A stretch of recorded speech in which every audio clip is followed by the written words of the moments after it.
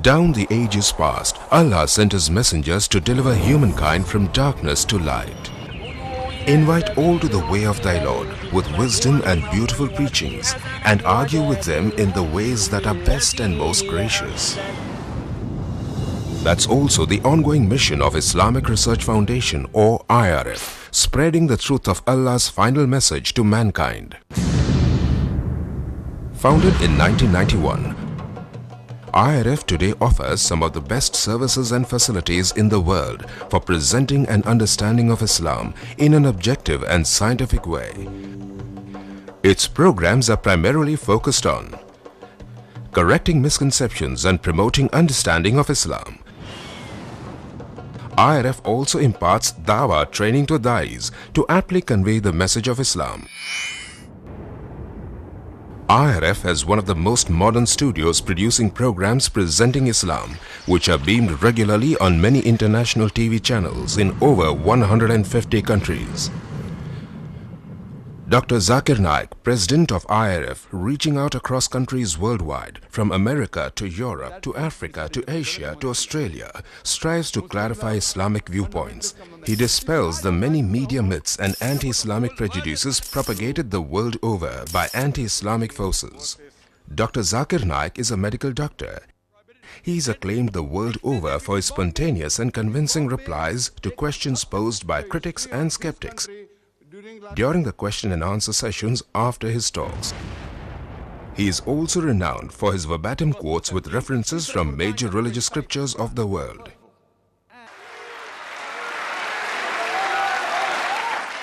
Dr. Zakir and other faculty of the IRF train many Da'is in effective Dawah techniques.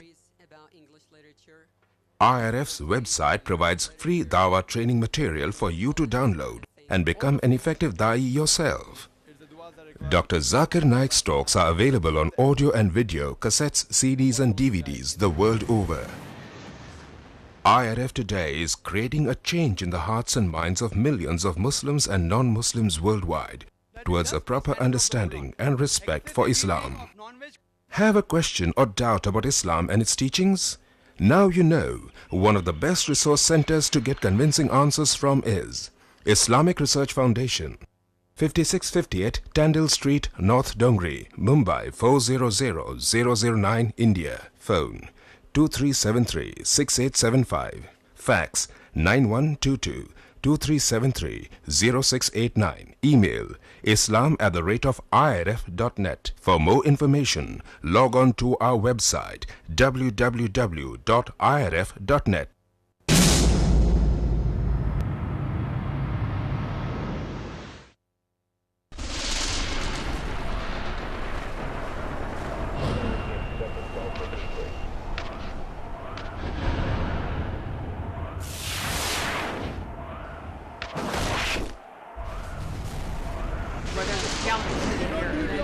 And then the muscle.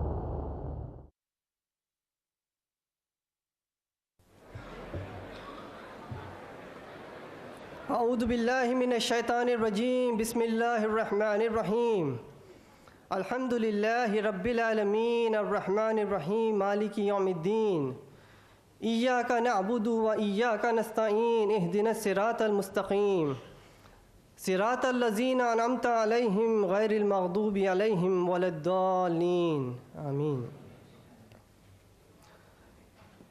In the name of Allah, the most gracious, the most merciful, Dr. William Campbell, Dr. Zakir Naik, Dr. Mazakas, Dr. Jamal Badawi, Dr. Samuel Nauman, and Mr. Sam Shamoun. Distinguished guests, ladies and gentlemen, Assalamu alaikum wa rahmatullahi wa barakatuhu. Peace and blessings of Almighty Allah be upon all of you. On behalf of the organizers, the Islamic Circle of North America, I, Sayyid Sabil Ahmed, welcome all of you to this unique event, a dialogue on the topic, the Quran, the Bible in the light of science. Again, on behalf of Dr. Campbell, Dr. Zakir Naik, Islamic Circle of North America, this dialogue is being held in a spirit of friendship, understanding each other's viewpoints. A brief introduction of ICNA's activities, Islamic Circle of North America. The goals of Islamic Circle of North America are to motivate Muslims to perform their duty of being witnesses unto mankind, offering educational, training opportunities to increase the Islamic knowledge and to enhance the character. ICNA is also active in opposing immorality and oppression of all forms, supporting efforts for socio-economic justice, civil liberties in the society, strengthening the bond of humanity by serving all those in need anywhere in the world, with special focus on our neighborhood across North America. For today's unique dialogue, the two main moderators are Dr. Muhammad Naik, representing Dr. Zakir Naik, and Dr. Samuel Nauman, representing Dr. William Campbell. It is my duty to ensure a fair and proper conduct of this meeting. Therefore, we request our speakers as well as the audience to maintain due decorum for a healthy dialogue. With that, I would request Dr. Samuel Nauman to give the introduction of Dr. William Campbell. Assalamu alaikum. Thank you, Brother Sabil Ahmed. It's a pleasure and honor to be here with you this evening. And first of all, I myself, with a group of our brothers and sisters from the Christian background, really like to thank the Islamic Circle of North America and the local people who have organized this unique event. They have done a great job. They have worked very hard. And now we have come to the last moment to be here. Dr. William Campbell did his medical work in Cleveland, Ohio at Case Western Reserve University. He worked for 20 years in Morocco, where he learned Arabic. After 7 years in Tunisia, he wrote his book, Answering Dr. Maurice Bucaille. He is a convinced Christian who likes to explain the Injil or the gospel to everyone. At age 74, Dr. Campbell is retired with 10 grandchildren. And we are really thankful and we are really happy to be here with you tonight. Thank you.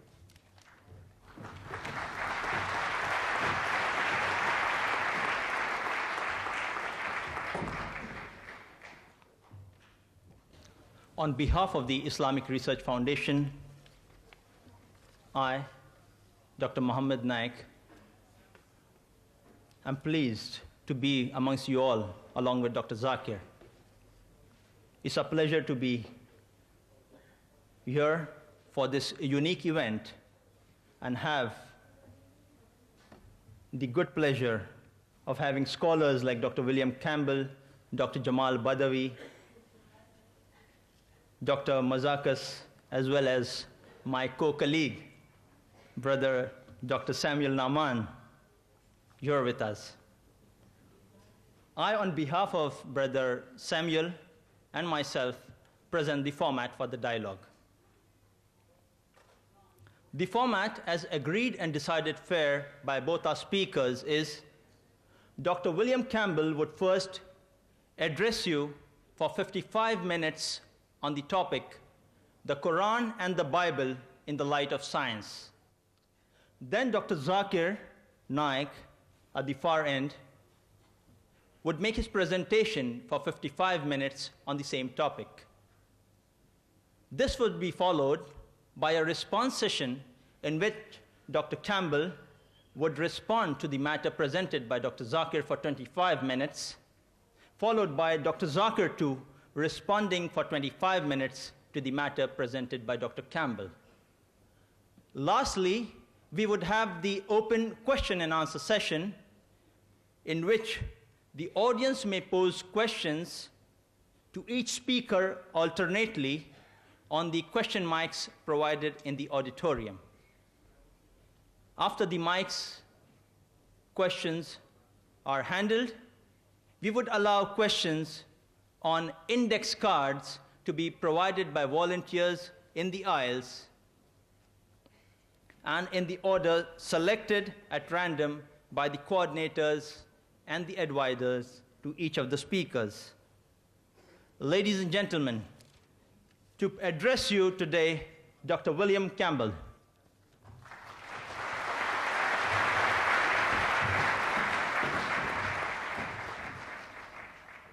Greeting to Dr. Naik, who almost surely came the farthest. Greeting to Sabil Ahmed and Mohammed Naik. And greeting to the organizing committee.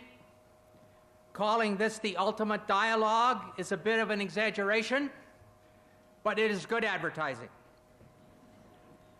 And greetings to you, the audience.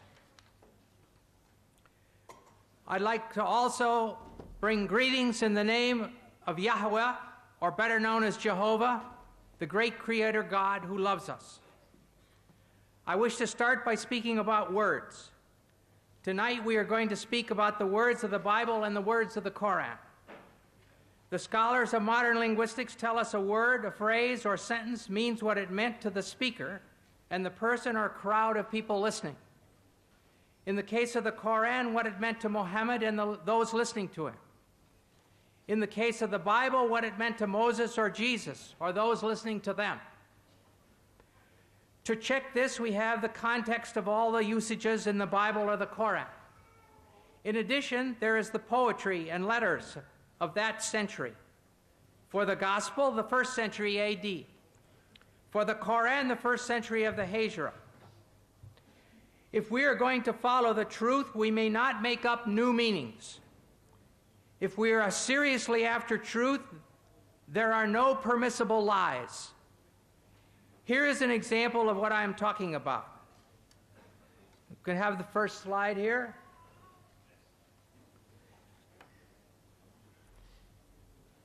This is talking about 2 dictionaries that I have in my home, one from 1951 and 1991. In these 2 dictionaries, the first meaning, pig, a young swine of either sex, is the same. The second meaning, any swine or hog, any wild or domestic swine, it's the same. Third, the flesh of swine, pork, is the same. Then the meaning, a person or animal of piggish habits, it's the same. A person who is gluttonous. And down here, pouring metal into a pig for pig iron is the same.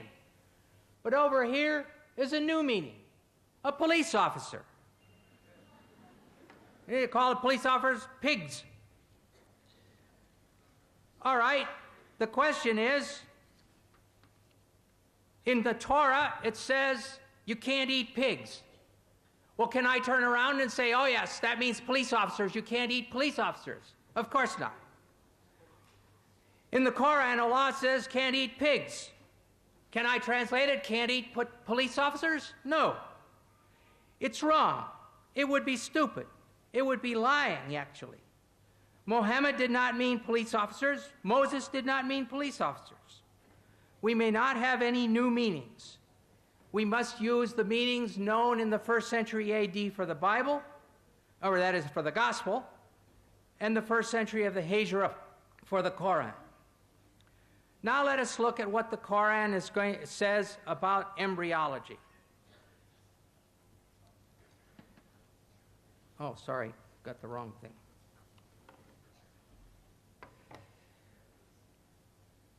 It has been said that the idea of the embryo developing through stages is a modern one, and that the Quran is anticipating modern embryology by depicting differing stages. In a pamphlet entitled Highlights of Human Embryology by Keith Moore, Dr. Moore claims the realization that the embryo develops in stages in the uterus was not discussed or illustrated until the 15th century.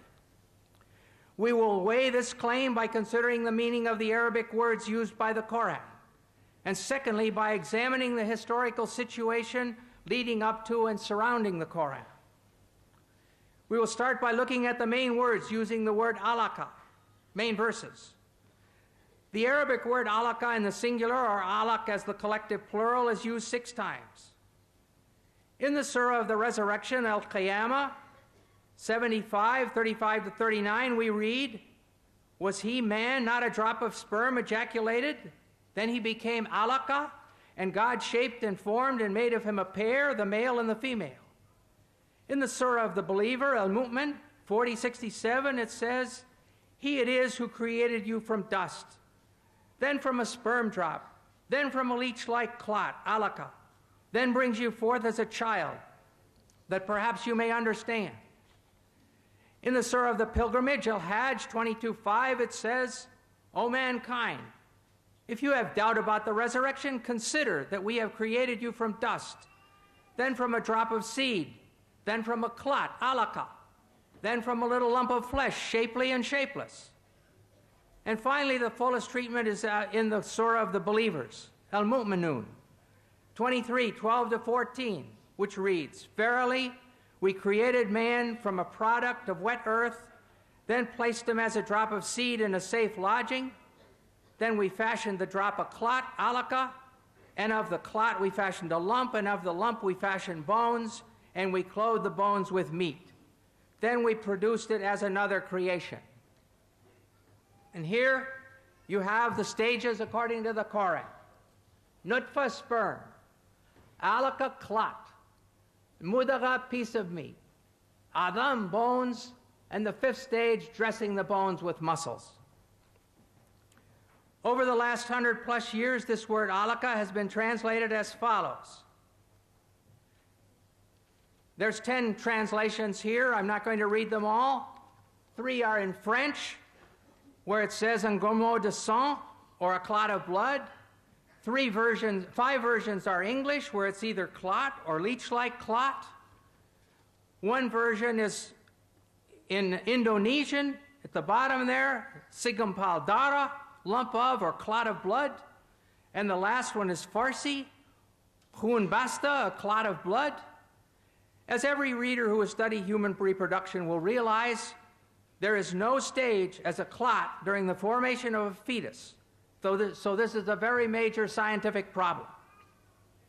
In the dictionaries of Wer and Abdunnoor, the only meanings given for alaka in this feminine singular are clot and leech. And in North Africa, both of these meanings are still used.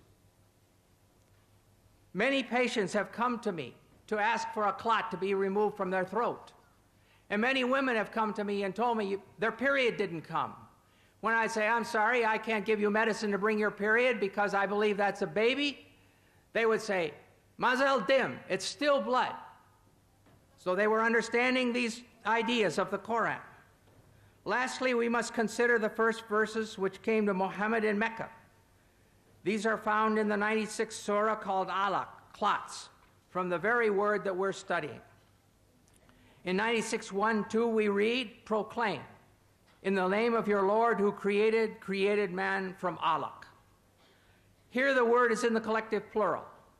This form of the word can have other meanings because alaq is also the derived verbal noun of the verb alika. The verbal noun usually corresponds to the gerund in English, as in the sentence, "Swimming is fun." Therefore, we could expect it to mean hanging or clinging or adhering. But the 10 translators listed above have all used clot, or congealed blood, in this verse too. In spite of the number and qualifications of these translators who use the word clot, the French Dr. Maurice Bucaille has sharp words for them. He writes, "What is more likely to mislead the inquiring reader is once again the problem of vocabulary. The majority of translations describe, for example, man's formation from a blood clot. A statement of this kind is totally unacceptable to scientists specializing in the field. This shows how great the importance of an association between linguistic and scientific knowledge is when it comes to grasping the meaning of Quranic statements on reproduction." Put in other words, Bucaille is saying, nobody has translated the Quran correctly until I, Dr. Bucaille, came along. How does Dr. Bucaille think that it should be translated?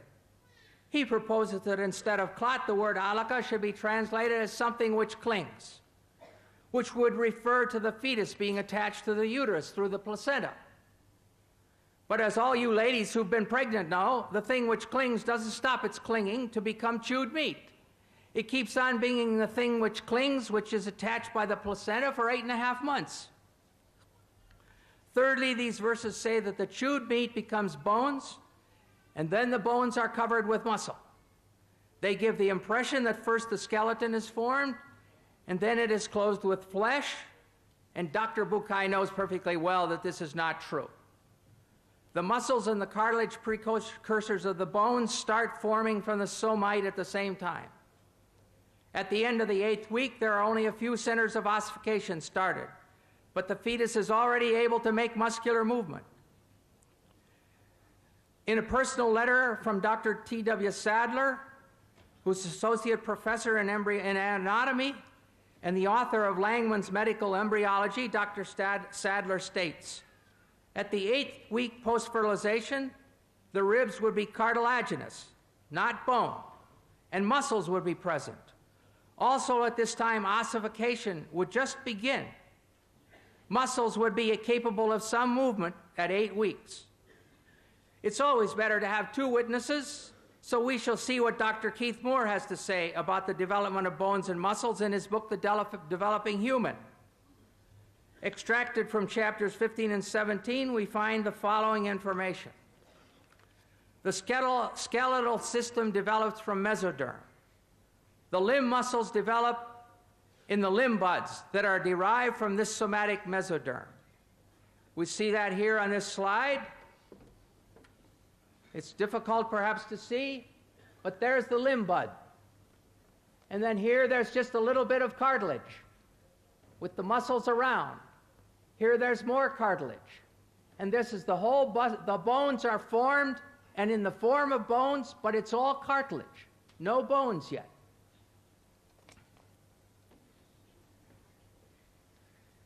This second slide shows how it forms. Here's the cartilage. So just the bone looks like cartilage. And then it starts to have some calcium deposited. And then it starts to have ossification and bone formed.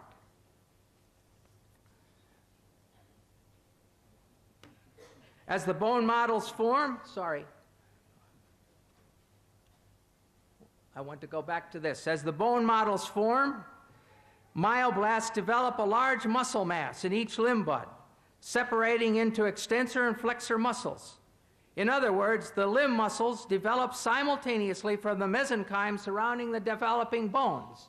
So there's the cartilage, and here are the muscles developing around the cartilage. During a personal conversation with Dr. Moore, I showed him Dr. Sadler's statement, and he agreed that it was absolutely valid. Conclusion: Dr. Sadler and Dr. Moore agreed. There is no time when calcified bones have been formed and then the muscles are placed around them. The muscles are there several weeks before there are calcified bones, rather than being added around previously formed bones as the Quran states. The Quran is in complete error here. The problems are far from being solved. Let us return to alaka. Dr. Moore also has a suggestion. He says another verse in the Quran refers to the leech-like appearance and the chewed-like stages of human development. From this definition, Dr. Moore has gone ahead to propose that a 23-day embryo 3 millimeters long. That's 1/8 of an inch. I can hardly put my fingers that close together without touching. This is Carnegie Stage 10, shown on the inside cover of Moore's book. This is the beginning, and here's the sperm entering the egg. So that's stage 1. Comes down here to stage 6 in the 2nd week. And here is the 3rd week. And there's stage 10, and here is day 23. And this is what Dr. Moore wants to say looks like a leech. If we look further, though, and look at the X-ray, here's day 22, and the backbone is still open. And when we look at day 23, the backbone is open there, and it's open there, and the head is wide open. It doesn't look like a leech at all. And if you keep on, and this is a diagram of it. The head is open, the rostral neuropore. And finally, this diagram shows there is the 20-day embryo. It's got a yolk sac. It's got an umbilicus. It doesn't look like a leech at all.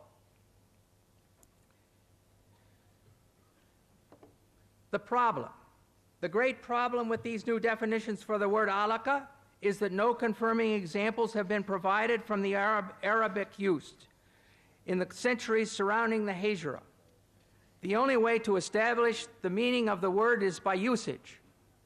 The only way to establish whether the singular form alaka can mean a 3-millimeter embryo or the thing that clings is to bring sentences demonstrating this usage from the literature of the Arabs of Mecca and Medina close to the time of Muhammad, especially from the language of the Quraysh. This will not be an easy task because much work has already been done on the clear Arabic of the Quraysh. The early Muslims understood intuitively the need to know exactly what the Quranic words mean, and for this reason they made comprehensive studies of their language and poetry. Hamza Boubacar, former rector of the main mosque in Paris, brought up this subject at a conference on the one God in Montpellier in 1985. He posed the question to the audience: has the comprehension of the text of the Quran known at the time of Muhammad remained stable? And his answer was, ancient poetry shows that it has. We can only conclude, if the verses which bring spiritual comfort and hope to Muslims have remained stable, then the scientific statements embedded in those verses must also be accepted as stable, unless new evidence can be brought forward. This is especially important since some of the verses say that this information is a sign. The Surah of the Believer, as we saw above, says, He it is who created you from dust, then from a sperm drop, then from a clot, alaka, that perhaps you may understand. And in the Surah of the Pilgrimage, he said, O mankind, if you have doubt about the resurrection, consider. Therefore, the question must be asked. If it was a clear sign to the men and women of Mecca and Medina, what did they understand from the word alaka, which would lead them to faith in the resurrection? The answer. We are going to examine the historical situation leading up to the time of Muhammad to see what Muhammad and his people believed about embryology. We will start with Hippocrates. According to the best evidence, he was born on the Greek island of Kos in 460 BC. And he has stages. His stages are as follows.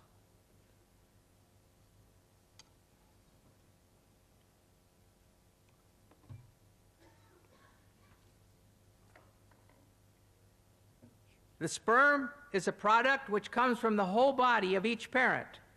Weak sperm coming from the weak parts, and strong sperm from the strong parts. Then he goes ahead and talks about the coagulation of the mother's blood. The seed, embryo, then is contained in a membrane.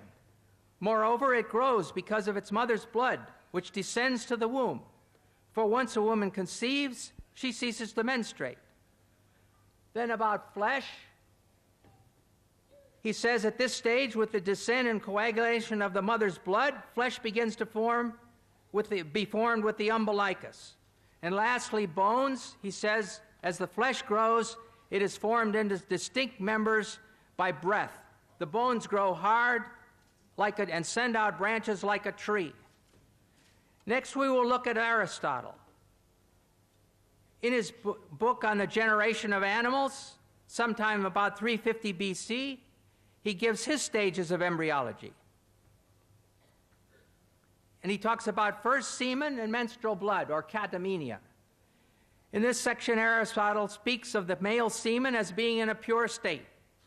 It follows that what the female would contribute to the semen of the male would be material for the semen to work on. In other words, the semen clots the menstrual blood. Then he goes to flesh.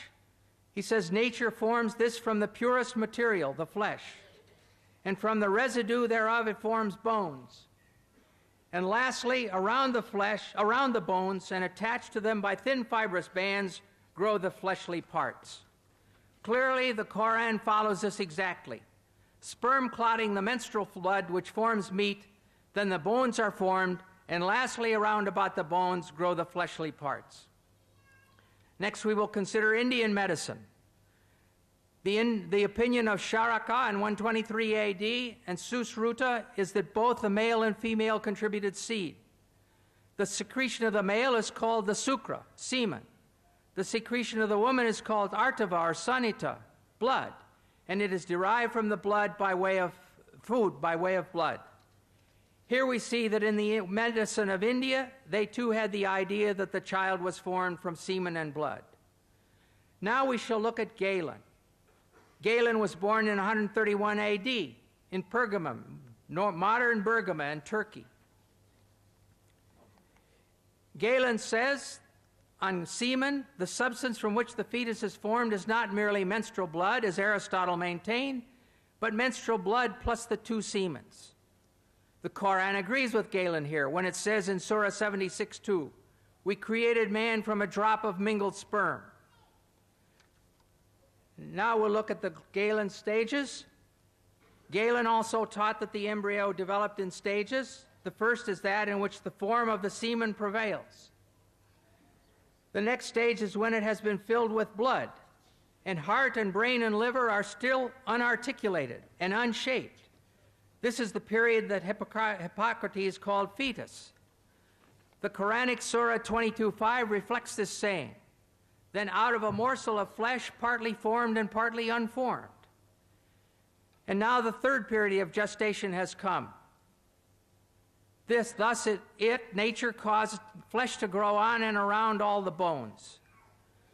We saw above that the Quran agrees with this in Surah 23:14, where it says, "And we clothe the bones with meat." The fourth and final period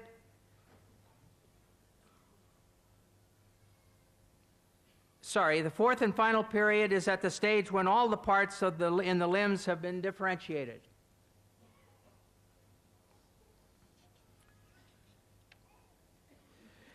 Galen was so important in medicine that just about the time of the Hijra, 4 leading medical men in Alexandria, Egypt, decided to form a medical school, using 16 books of Galen as the basis of the studies. This continued up to and including the 13th century.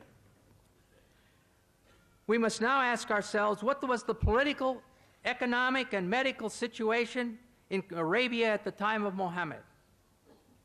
From the Hadramaut in Yemen, the caravans of the spice trade passed north through Mecca and Medina and then reached into all of Europe.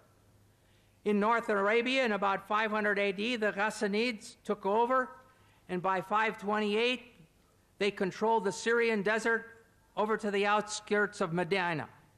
Syriac, a form of Aramaic related to Arabic, was their official language. As early as 463, the Jews translated the Torah and Old Testament from Hebrew into Syriac. The British Museum has a copy. This made it available to the Ghassan, who were Christians, and to the Jewish tribes in Arabia. During this time, Sergius al-Rasaini, who died in Constantinople in 536, one of the earliest and greatest translators from Greek into Syriac, translated various works on medicine, including 26 works of Galen. This made them available in the kingdom of Khosrow I in Persia and to the Ghassan tribe whose influence extended to the outskirts of Medina. Khosrow I, Arabic Kisra, king of Persia, was known as Khosrow the Great. His troops conquered areas as far away as Yemen, and he also loved learning and started several schools. The school of Jundi-Shapur became, during Khosrow I's long reign of 48 years, the greatest intellectual center of the time. Within its walls, Greek, Jewish, Nestorian, Persian, and Hindu thought and experience were freely exchanged. Teaching was done largely in Syriac, from Syriac translations of Greek texts. This meant that Aristotle, Hippocrates, and Galen were readily available when the medical school at Jundi-Shapur was operating during his reign. The next step was that the conquering Arabs compelled the Nestorians to translate their Syriac texts of Greek medicine into Arabic. The translation from Syriac to Arabic was easy, as the two languages had the same grammar. Concerning the local medical situation during Muhammad's life, we know there were physicians living in Arabia during this period. Harith ben Khalada was the best educated physician trained in the healing arts. He was born about the middle of the 6th century at Taif in the tribe of Bani Thaqif. He traveled through Yemen and then Persia, where he received his education in the medical sciences at the great medical school of Jundi-Shapur, and thus was intimately acquainted with the medical teachings of Aristotle, Hippocrates, and Galen. Having completed his studies, he practiced as a physician in Persia, and during this time he was called to the court of King Khosrow, with whom he had a long conversation. He came back to Arabia about the beginning of Islam and settled down at Taif. While there, Abu al-Khair, a king of Yemen, came to see him in connection with a certain disease, and on being cured, rewarded him with much money and a slave girl. Though Harith ben Khalada did not write any book on medicine, his views on many medical problems are preserved in his conversation with Khosrow. About the eye, he says that it is constituted of fat, which is the white part. And then the second is constituted with water, which is the black part, and of wind, which constitutes the eyesight. Well, these things we know to be wrong now, but this was Greek thought. All this goes to show the acquaintance of Harith with the Greek doctors. Summarizing the situation in a few words in his book, Histoire de la Médecine Arabe, Dr. Lucien Leclerc writes, Harith ben Khalada studied medicine at Jundi-Shapur, and Muhammad owed to Harith a part of his medical knowledge. Thus, with the one as well as the other, we easily recognize the traces of Greek medicine. Sometimes Muhammad treated the sick, but in the difficult cases, he would send the patients to Harith. Another educated person around Muhammad was Nadir bin Harith. Not related to the doctor, he was a Qurayshite and cousin of Muhammad, and had also visited the court of Khosrow. He had learned Persian and music, which he introduced among the Quraysh at Mecca. However, he was not sympathetic to Muhammad, mocking some of the stories in the Quran. Muhammad never forgave him for this, and when he was taken prisoner at the Battle of Badr, he caused him to be put to death. In summary, we see that 1, Arabs living in Mecca and Medina in 600 had political and economic relations with people from Ethiopia, Yemen, Persia, and Byzantine. A cousin of Muhammad knew Persian well enough to do his musical studies in it. 3, the Ghassan tribe, which ruled the Syrian desert over to the gates of Medina, used Syriac, one of the main languages used to teach medicine in Jundi-Shapur, as their official language. An ill king of Yemen came to Taif to consult the physician Harith ben Khalada, who had been trained where? At Jundi-Shapur, the best medical school in that world, and to whom Muhammad sometimes sent patients. 5, during Muhammad's lifetime, a new medical school was established in Alexandria, using the 16 books of Galen as their texts. This all shows that there was ample opportunity for Muhammad and the people around him to have heard of the embryological theories of Aristotle, Hippocrates, and Galen when they went to seek treatment from Harith ben Khalada and other local doctors. Thus, when the Quran says in the late Meccan Surah of the Believer, 40:67, He it is who created you from dust, then from a sperm drop, then from a leech-like clot, that perhaps you may understand, And then in the Surah of the Pilgrimage, O mankind, if you have doubt about the resurrection, consider what we have created, that we have created you from dust. It is correct for us to ask again, what were they to understand? What were they to consider? And here are the Quranic stages again. Nutfa, sperm. Alaka, clot. Mudagha, piece of meat. Adam, bones. And 5, dressing the bones with muscles. The answer is very clear. They were understanding and considering that which was common knowledge, the embryological stages as taught by the Greek physicians. I don't mean that Muhammad's listeners all knew the names of the Greek physicians, but they knew the embryological stages of the Greek physicians. They believed that the male sperm mixed with the female menstrual blood to cause it to clot, and this became the baby. 2, they believed there was a time when the fetus was formed and unformed. 3, they believed the bones formed first and then were covered with muscle. Allah was using that common knowledge as a sign encouraging the listeners and readers to turn to Him. The trouble is that this common knowledge was and is not true. Arab physicians after Muhammad. We must now look at 2 well-known physicians from the period after Muhammad. Obviously, they had no effect on the Quran, but they demonstrated that faith in the embryological ideas of Aristotle, Hippocrates, and Galen continued among the Arabs right up to the 1600s. If the correct translation of alaka is leech-like substance, as modern Muslims like Shabir Ali claim, there is no place where these post-Quranic doctors said so. In fact, it's just the opposite. The ideas of these Greek physicians were being used to explain the Quran, and the Quran was quoted to enlighten the meaning of the Greek physicians. The human being takes its origin from 2, this is speaking about Ibn Sina, or Avicenna. The human being takes its origin from 2 things. The male sperm, which plays the part of factor. The female sperm, first part of the menstrual blood, which provides the matter.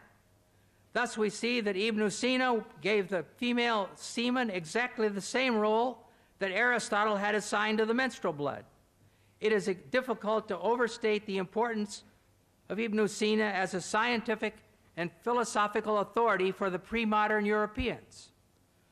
Then we're going to look at Ibn Qayyim al-Jawziyah.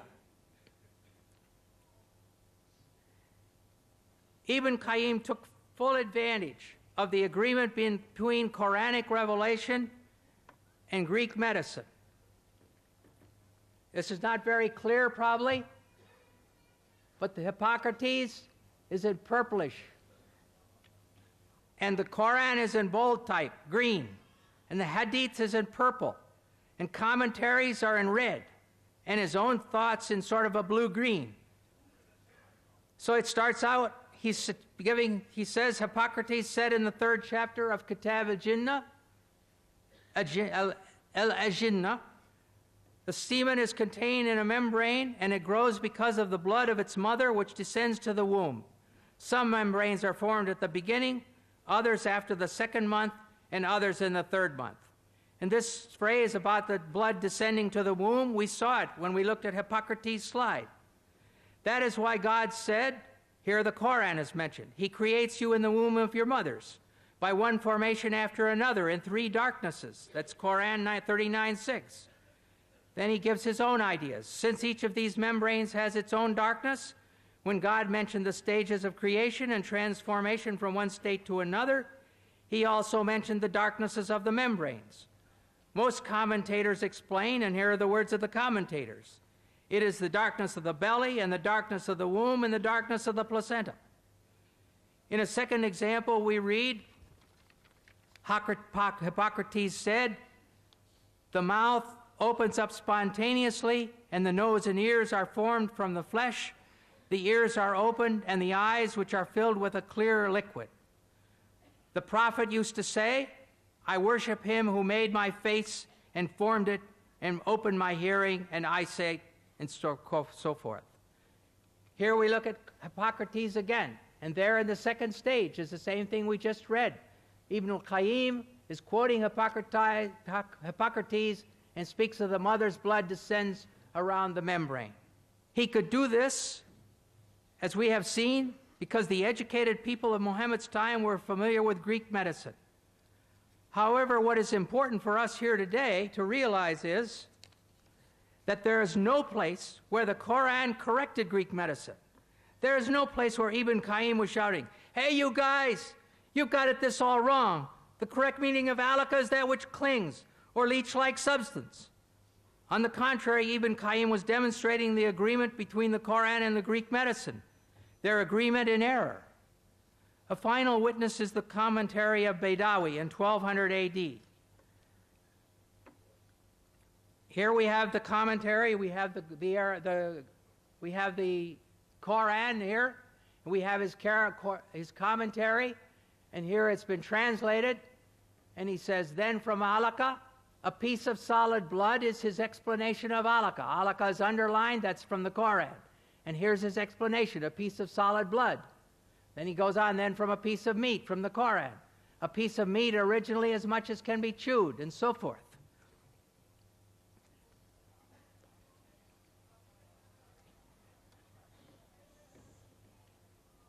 As I mentioned at the beginning of this study, it has been said that the idea of the embryo developing through stages is a modern one, and that the Quran is anticipating modern embryology by depicting differing stages.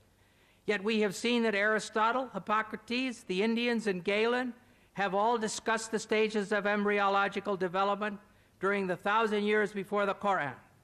And after the coming of the Quran, the account of the different stages, as described by the Quran and the Greek doctors, was carried on in the teachings of Avicenna and Ibn Qayyim, and is essentially the same as that taught by Galen and those preceding him.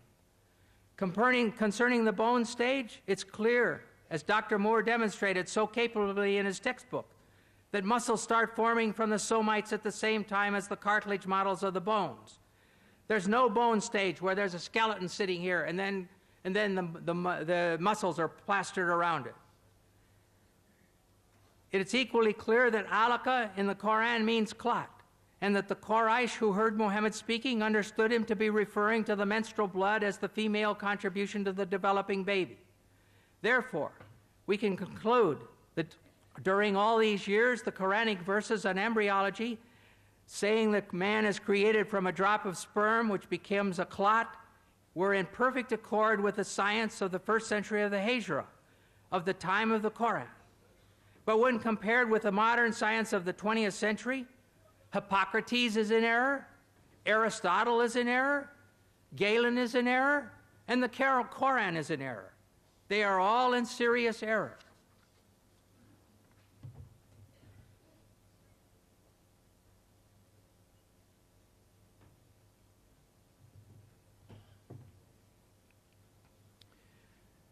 Now we're going to look at a little bit about moonlight.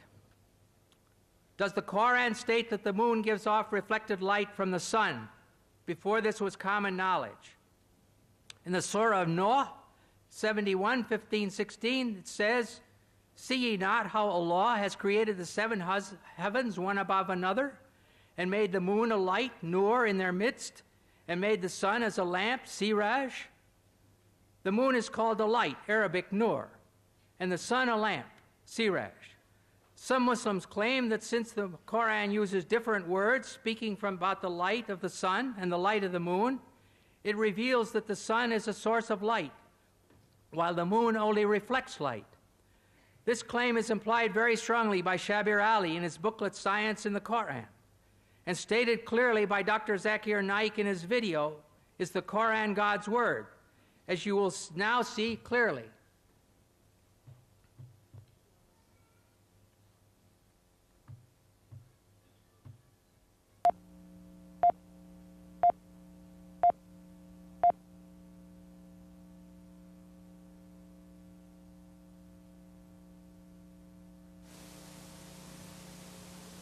The light that we have, the light that we obtain from the moon, where does it come from? So he will tell me that previously we thought that the light of the moon was its own light. But today, after science has advanced, we have come to know that the light of the moon is not its own light, but it's a reflected light of the sun. I will ask him a question. That it is mentioned in this Quran in Surah Al-Furqan, chapter number 25, verse number 61. Blessed is he who has created the constellation and placed therein a lamp and a moon which has reflected light. The Arabic word for moon is qamar, and the light described there is munir, which is borrowed light, or nur, which is a reflection of light. The Quran mentions that the light of the moon is reflected light. You say you discovered it today. How come it's mentioned in the Quran 1400 years ago? We will pause for a time. He won't reply immediately, and then may say, maybe it's a fluke. I don't argue with him. For sake. Near the end of the video, we heard Dr. Naik explain the Arabic word for moon is qamar, and the light described there is munir, which is borrowed light, or nur, which is a reflection of light. Please do not forget what he said. Munir is borrowed light, and nur is reflected light.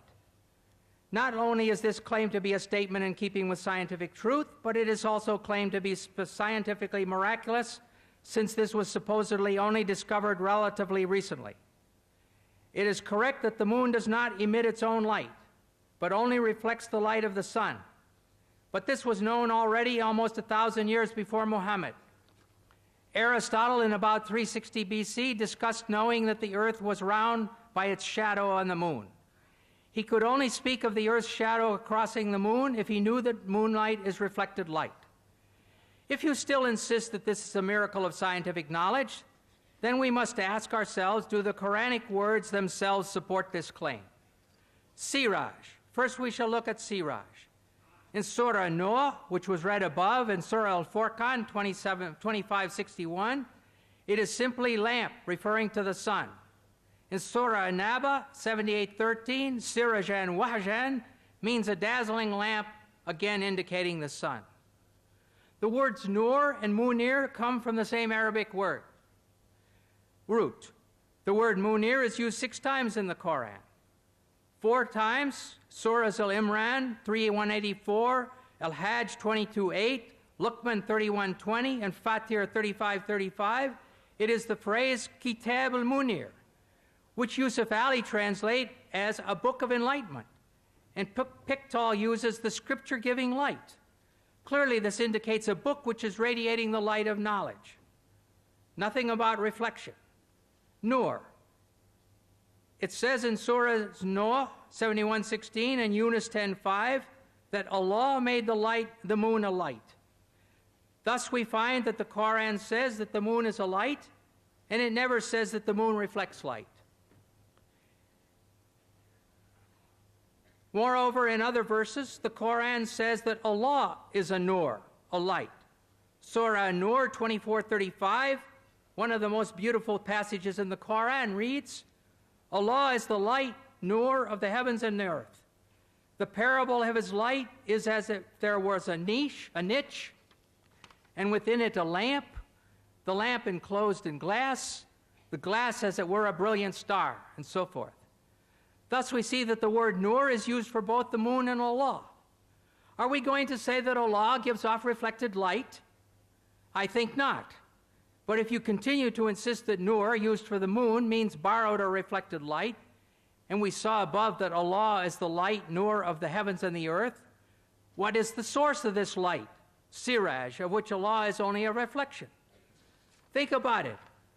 If Allah is named nur, or reflected light, who or what is the siraj? Well, the Quran tells us who the siraj is, but the answer will shock you. In Surah Al-Ahzab 33:45-46, we find, O Prophet, truly we have sent thee as a witness, a bearer of glad tidings and a warner, and as a lamp spreading light. Here it says that Muhammad is the lamp spreading light. In Arabic, it is wasirajan muniran. Linguistically and spiritually, this is the end of the discussion. Linguistically, siraj and the adjective munir are used together for the same shining thing, the person Muhammad. It's clear munir does not mean reflected light in this verse or in any other verse. It means shining. The people of Muhammad's time understood that the moon was shining, and they were right. just as the people of Moses' time understood that the sun was the greater light and the moon the lesser light, and they were right. But if you insist that the Arabic words nur and munir mean reflected light, then based on the use of these words in the Quran, Muhammad is like the sun and Allah is like the moon. Does Dr. Naik really want to say that Muhammad is the source of light and Allah is only his reflection? Why are these so-called scientific claims made which no Muslim can support if he makes a serious study of his own Quran? In a dialogue like tonight, it makes honest discussion very difficult, almost impossible. Let us go on and look at the water cycle. Some Muslim authors claim that the Quran shows pre-scientific knowledge of water cycle. What is the water cycle? Here in this slide, you see 4 steps. The first step is evaporation. The water evaporates from the seas and the earth. Second step, it becomes clouds. Third step, it gives rain. And fourth, this rain causes the plants to grow. This is all very straightforward, and everybody knows 2, 3, and 4. Even if they live in a town, they know that clouds come and rain comes and their flowers grow. But what about step 1, the evaporation? You can't see it. It's difficult. And the Quran does not have step 1.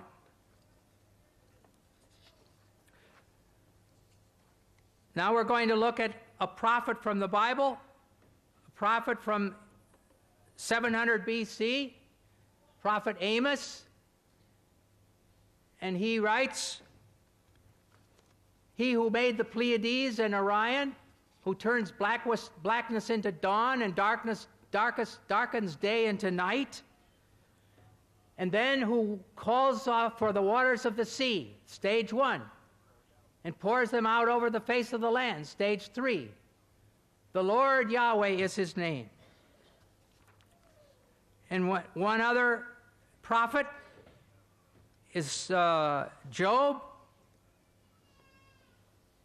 in 36, 26, 28, at least 1,000 years before the Hijrah. He says, "How great is God, beyond our understanding. The number of his years is past finding out." Stage 1, he draws up the drops of water, which distill from the mist as rain. That's stage 3. And then the clouds are mentioned, stage 2, which pour down their moisture and abundant showers fall on mankind. So here in the Bible, this difficult stage 1 is there from more than 1,000 years before the Quran.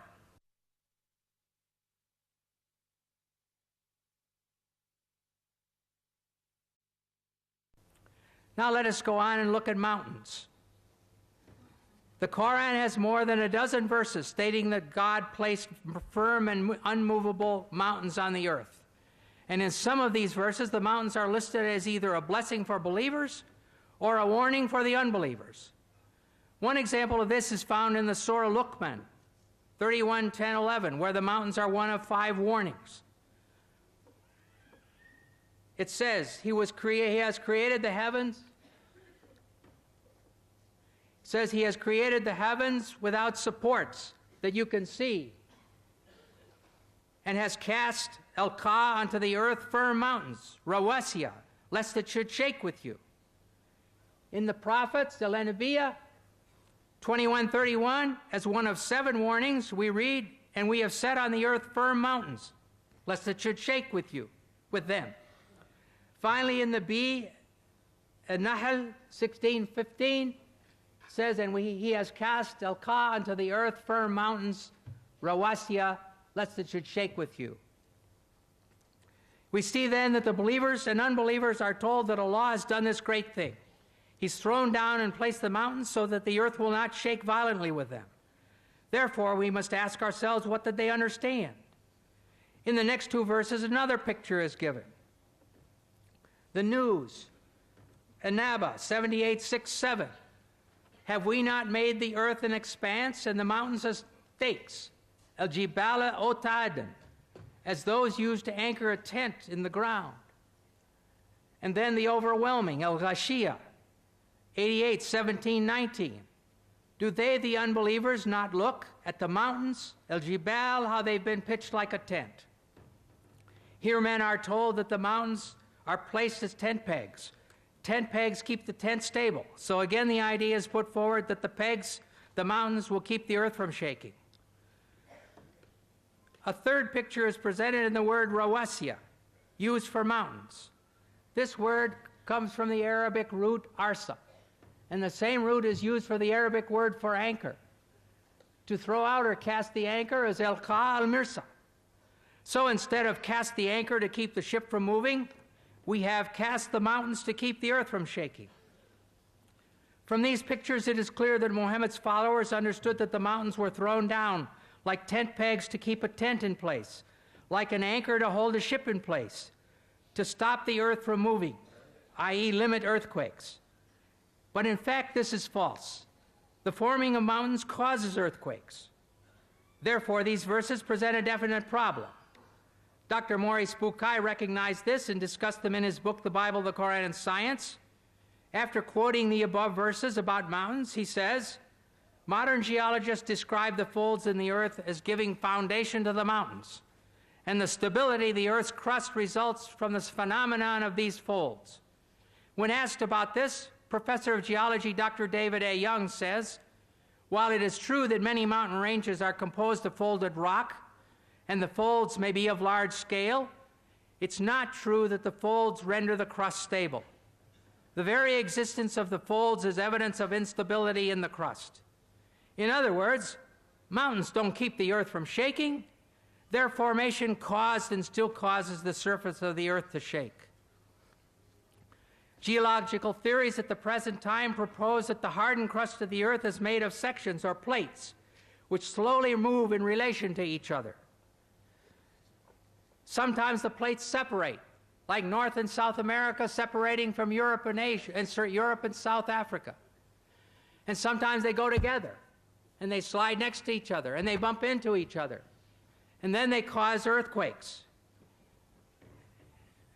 An example of this time of mountain formation is found in the Middle East, where the migration of Arabia toward Iran has resulted in the Zagros Range in Iran.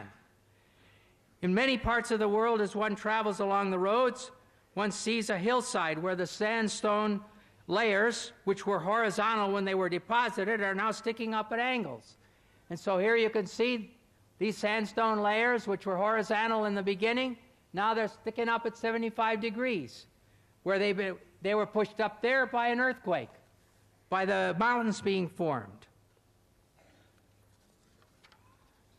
Sometimes the plates get caught on each other and stop sliding. During this period, great forces are built up. When the forces of friction are overcome, the piece of plate that was stuck lurches forward, causing the shock wave of a thrust quake. And all of a sudden it goes thunk like this. In a recent earthquake, it was calculated that the Cocos plate in Mexico suddenly jumped forward 3 meters. Well, if your house suddenly jumped 3 meters, it would be a catastrophe. Another type of mountain is that formed by volcanoes. Lava and ash from inside the earth are thrown out and piled up until a high mountain is formed, even from the bottom of the sea. And we can see this kind of action in this picture. I hope you can see it. Not clear, is it?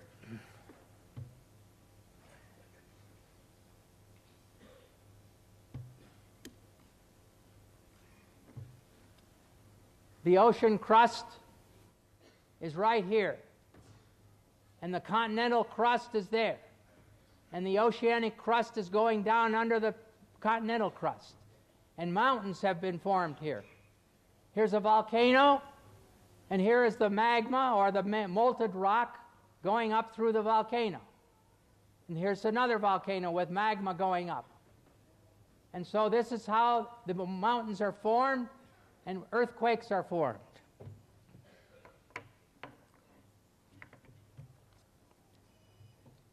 In the case of some igneous mountains, molten rock intrudes into the throat of a volcano's opening and cools, form a relatively dense intrusion, which extends below the surface of the earth. So if this got stuck and sealed, then it would be like a plug. However, it's not a root. It does not bear the weight of the mountain. It's really a plug. Therefore, on occasion, pressure builds up under the plug, and the volcano explodes, as happened in the South Pacific at Krakatoa in 1883, when the whole island was blown away. And it happened in Mount St. Helena in our days, when the mountain was blown away. We can conclude from this information that mountains were formed originally with movement and shaking, and that now, in the present, earthquakes are caused by their continued formation. When the plates buckle over each other, there are earthquakes. When the volcanoes erupt, there can be earthquakes. However, it is clear that the followers of Muhammad were understanding these verses to say that Allah threw the mountains down as tent pegs or anchors to keep the earth from shaking. Throwing the mountains down into the earth may be poetry, but to say that mountains keep the earth from shaking is a severe difficulty, which is out of step with modern science. Now we're going to take a little look at what the sun says about the Quran says about the sun.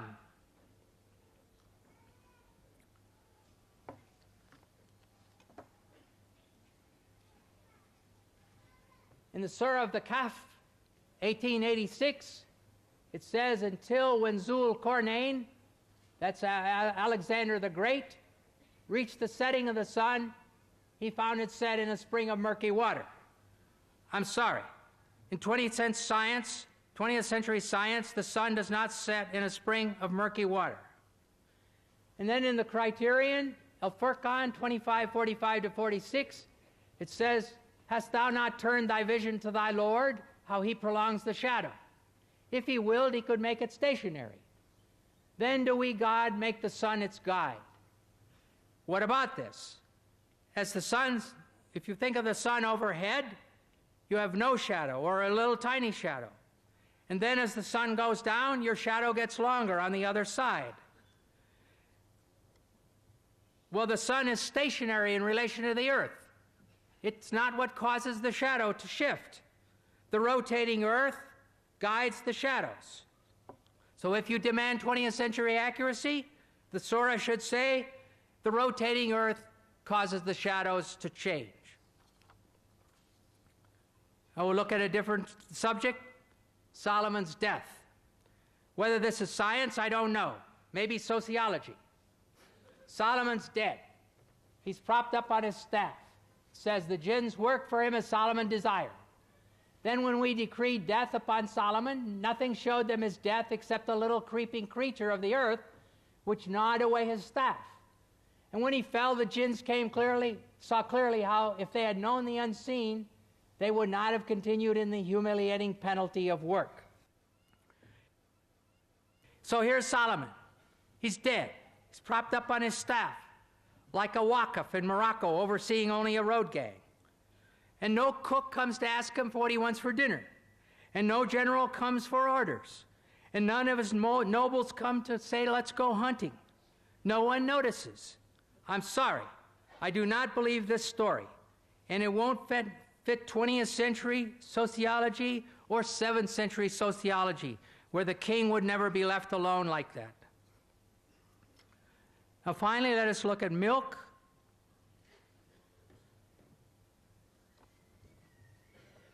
It says in the Surah of the Bee, An-Nahl 1666, we pour out to you from what is within their cattle, in their abdomen, the cattle's abdomen, between excretions and blood, milk pure and agreeable to the drinkers. The abdomen, where the